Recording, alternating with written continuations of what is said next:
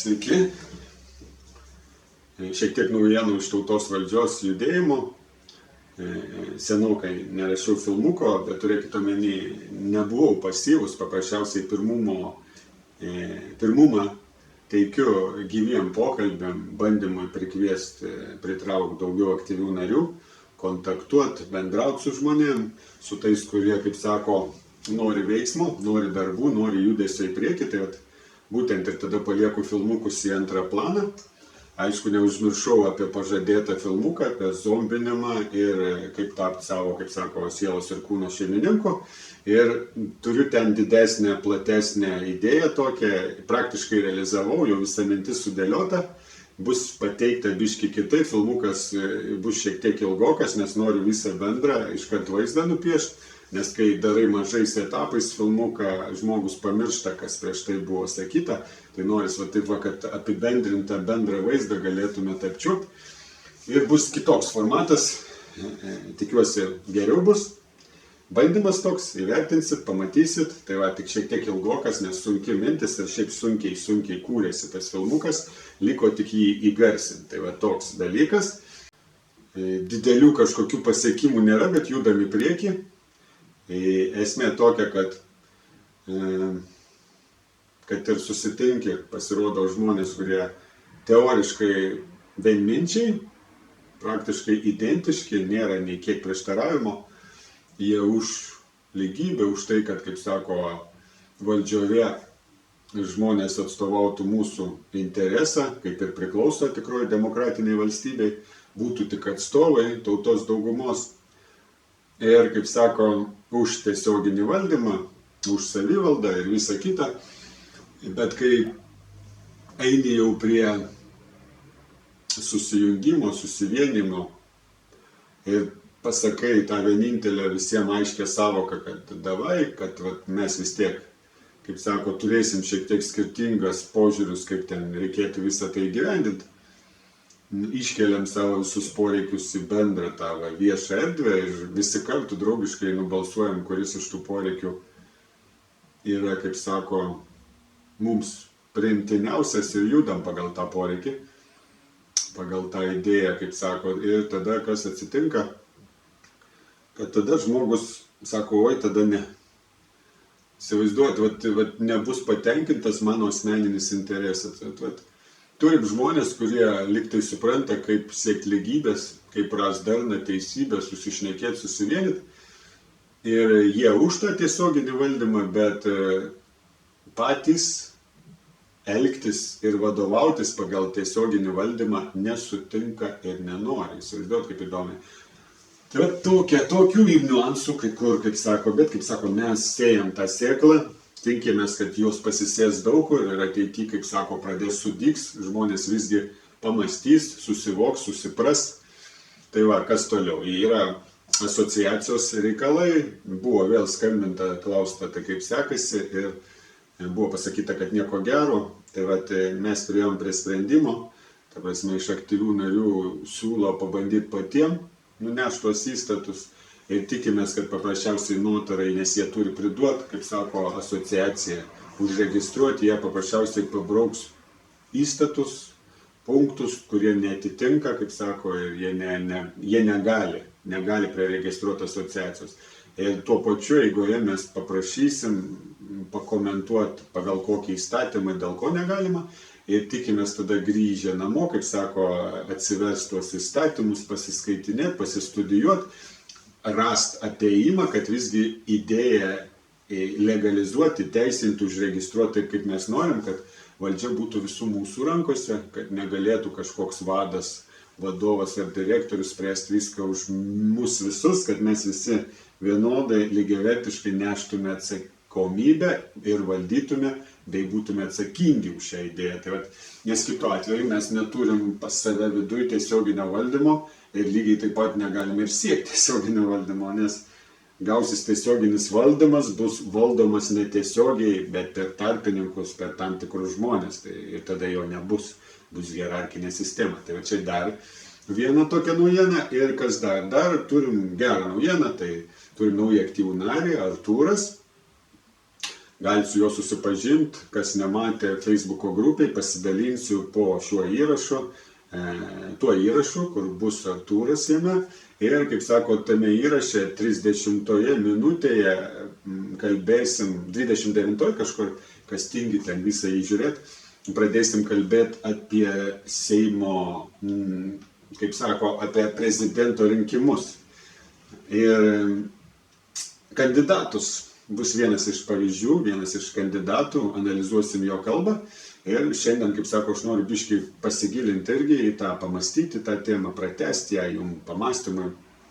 Kaip sako, gal padės, savas įžvalgas pateiksiu. Esmė tokia, esu paprastas žmogus, daugumos dalis paprastų Lietuvos piliečių ir, kaip sako, man svarbu, kad tas būsimas prezidentas, jeigu aš jį rinksiu, kad, kaip sako, tenkintų daugumos paprastų žmonių poreikius, primityvus, nes primityvus paprasti, kaip daug kas sako, tai reikia įsirinkti teisingą prezidentą, kuris atstovautų mūsų poreikius teisingai. Ir va čia atsiranda problema, kad visi tie, kiek klausaus prezidentų, šneka, kad Seime atstovai neatstovauja Lietuvos daugumos intereso, neatstovauja piliečių poreikių ir jie, kaip sako, jų negali nubausti, jų negali priversti. Ir turim problemą ir tai jų klausia, kaip tą problemą įspręsti. Tai va, turėkite omeny, bus keli spąstai, keli įsisukinėjimai. Tai vienas, jie į tą klausimą net neatsako, ten filmukę pamatysit, jie tik toliau šneka, kaip yra blogai, tam, kad šneka teisingai ir gerai, tam, kad jūs pajaustumėt, kad jis jūs supranta. Ir suprantat, to užtenka. Žmonėms užtenka išgirsti, kad jis juos supranta, kad jis šneka panašiai, kaip jie masto, jis šneka panašiai ir pastebi panašiai, mato tą neteisybę, nelygybę, korupciją ir mato jos daug, tai jis labai gerai mato, reiškia. Ir lyg tai to užtenka. Lyg tai atrodo, kad jau viskas, jis jau viską pasakė ir kai jį išrinksit, jis, kaip sako, tuos dalykus sutvarkys.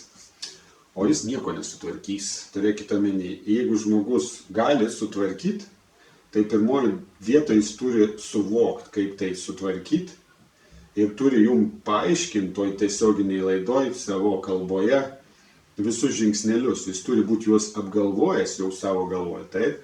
Ir ta prasme, jeigu jis nori tikrai būti sąžiningas, doras ir geras, jo pagrindinis darbas ir tarnauti mums, atstovauti daugumos poreikius. Ir problema tame, kad mes neturim vietos išgirsti mūsų daugumos poreikius.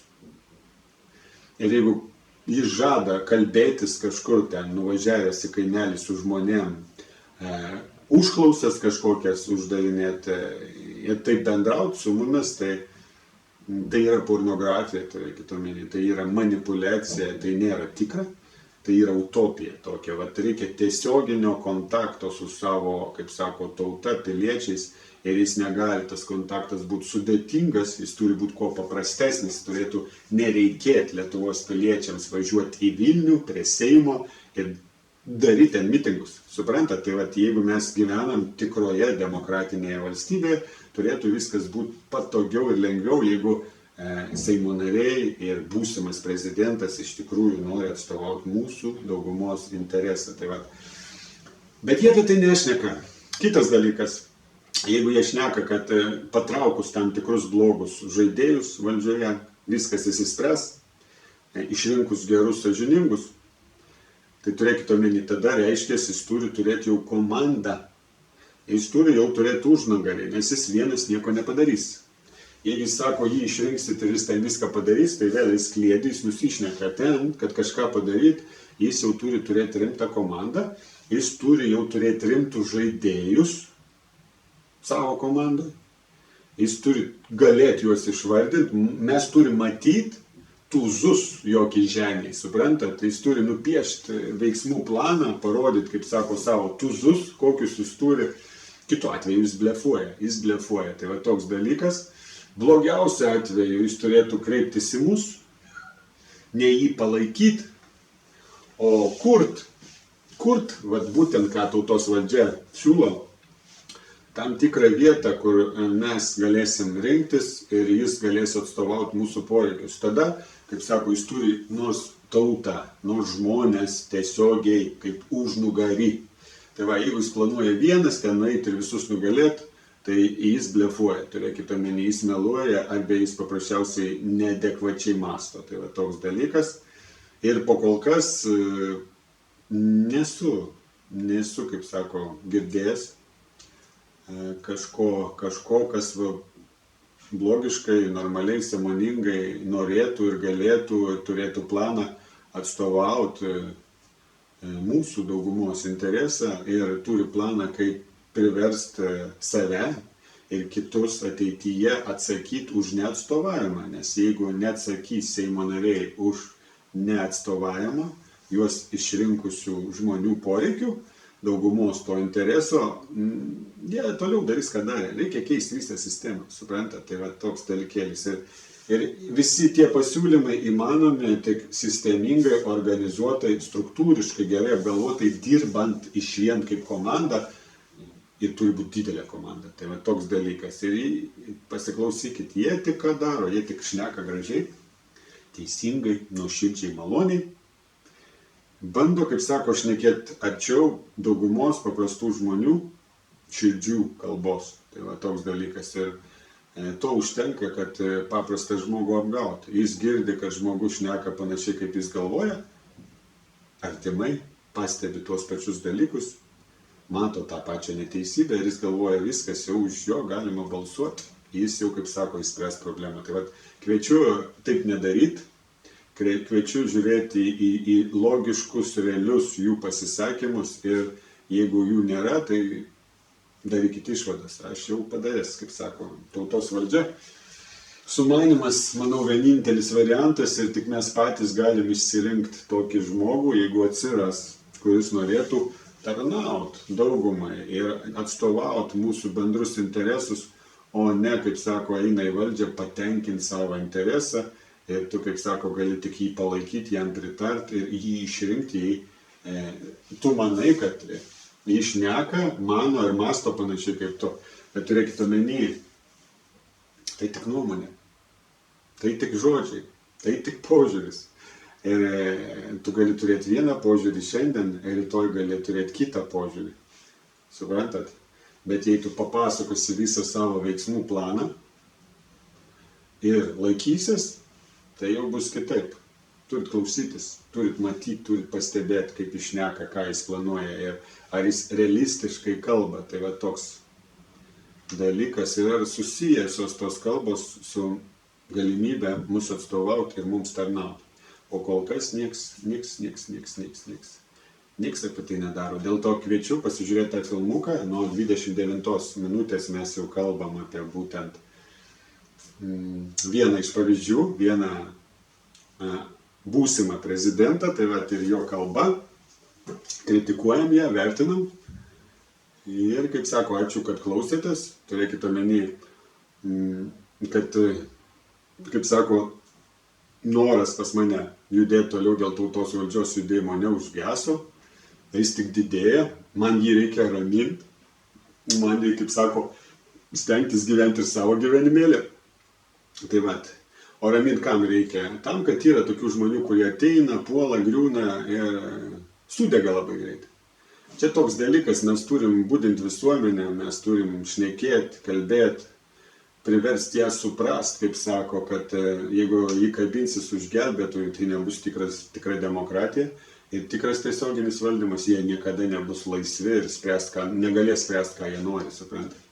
O pašnekėt gražiai mes visi galim. Tai va toks dalykas. Iki kitų tada kartų. Ačiū, kad klausėtės.